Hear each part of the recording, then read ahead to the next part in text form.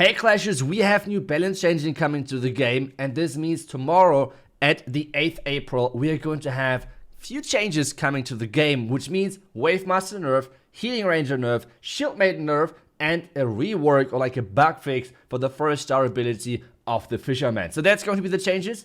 Let's dive into it. And we're starting things off, of course, with the Wavemaster. The Wavemaster is dominating left and right everywhere. And it's kind of crazy how strong he is. So Supercell decided to nerf him. We are going to discuss in just a second if it's enough or if it could be more.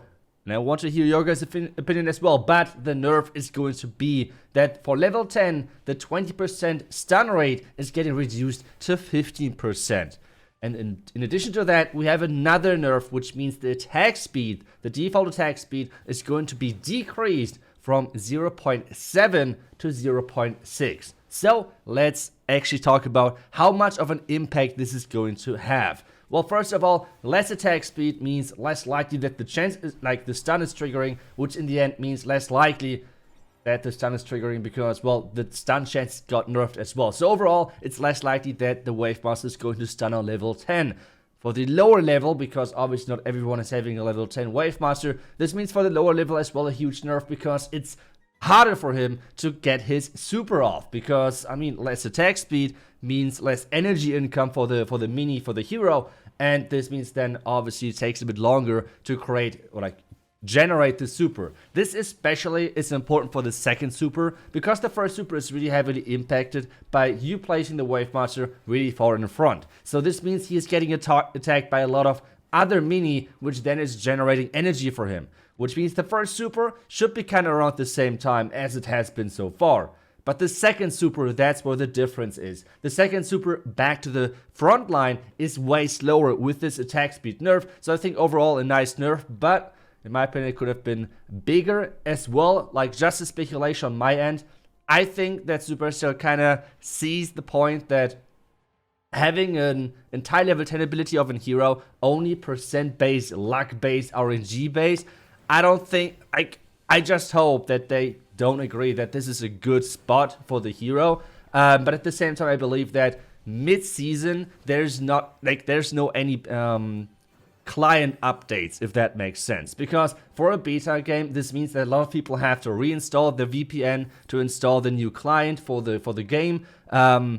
Have to, I don't know, like log into their Finish or whatever Apple ID again. So all of this is losing players, and this is why I think at the moment only numbers are getting changed, because that's done with just a, I guess, like a button press, and that's kind of it. So that's my guess, that's my hope. I really hope that they're going to turn the level 10 ability of the Wavemaster in future, like in the next update, into like an ability where every fourth attack, for example, every fifth attack, something like that, is going to stun. So it's less RNG based, it's way more predictable, it's way more enjoyable. That's the biggest thing to me. It's way more enjoyable to play as and to play versus the Wavemaster, because at the moment it is all about, well, not anymore having the 20% luck, but now having the 15% luck. So that's not going to change too much in the fun, in the player experience playing as or playing versus the Wavemaster at the moment, because if it's 20% or if it's 15%, you can still get like 3 to 4 stuns off in the beginning, and that means you're going to win that round pretty much guaranteed. So there is no counterplay in that. So I hope that that's going to be changed in the future. I think that's the reason why they're not changing at the moment, with like having then a loss in player base. If they always have, like if player always have to like reinstall the client and everything.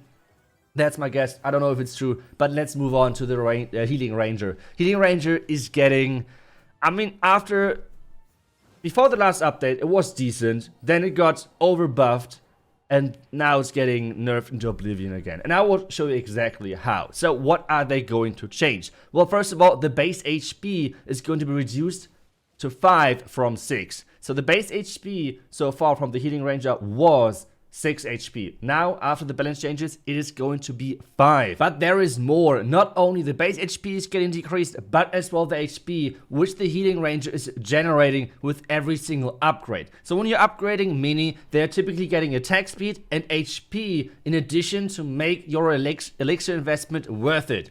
So for the Healing Ranger now, from getting 2 bonus HP every single upgrade, it's reduced to, be careful, 0. 0 bonus HP every single elixir upgrade.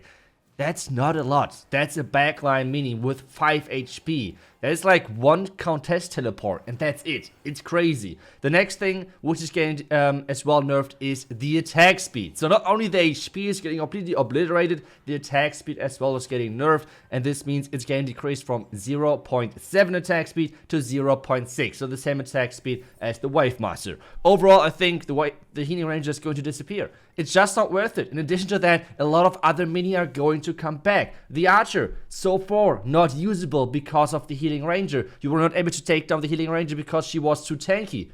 Now, she's not tanky enough to survive the Archer. So, one Archer in your deck, and if your opponent is going to play the Healing Ranger, you're done. You have no chance in winning this matchup, most likely, except you're completely skipping your Healing Ranger, which would be strange again as well. So, why would you put it in?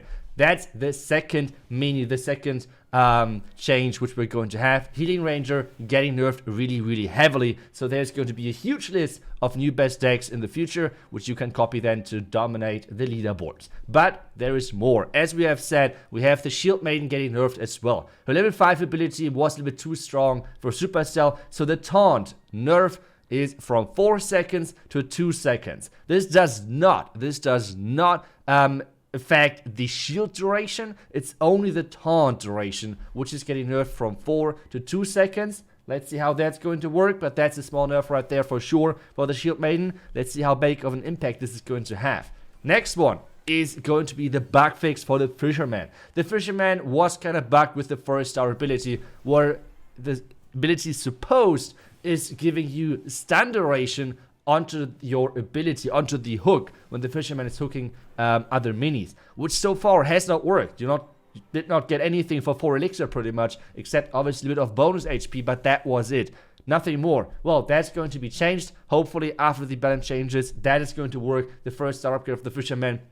To be honest, I think this is the least impactful change in all of the changes which we're going to get, because those were all for mini Clash Hero, which were changed. The Wave Master, which we have just said, the Healing Ranger, the Shield Maiden, and now the Fisherman, kind of like bug fix, to be honest, more like, which completely made this one star upgrade useless. We obviously know that there's some other bugs or kind of strange interactions in this one, where I feel like for most of them, Supercell needs to have new client upgrades, and which I have already talked about earlier, why I think they're not going to come this time. For example, the clone map. For example, if on the clone map the giant skeleton is getting cloned and the spear goblin is hitting that cloned giant skeleton, it just disappears. It kind of works the same way with the prince. Maybe that's a interaction which is on purpose. Who knows? It looks a little bit buggy, to be honest, and it was not the case in the last season, in season 1. So who knows? But for now, those are all of the balance changes. As I said, let me know what your favorite balance change of that was, and let me know what balance changes you would have liked to see. What changes would you like to see in Clash Mini? What balance changes would you like to see to make the game, I don't know, more enjoyable or more favoring maybe your playstyle? Who knows? Thank you so much for watching. I hope you enjoyed the video. The next video will take a bit longer because I'm going to be in Helsinki again, so I won't have that much time to record. Let's see how I can do it. Otherwise, thank you so much for watching. I will see you guys with the next video. Until then, see ya and bye-bye.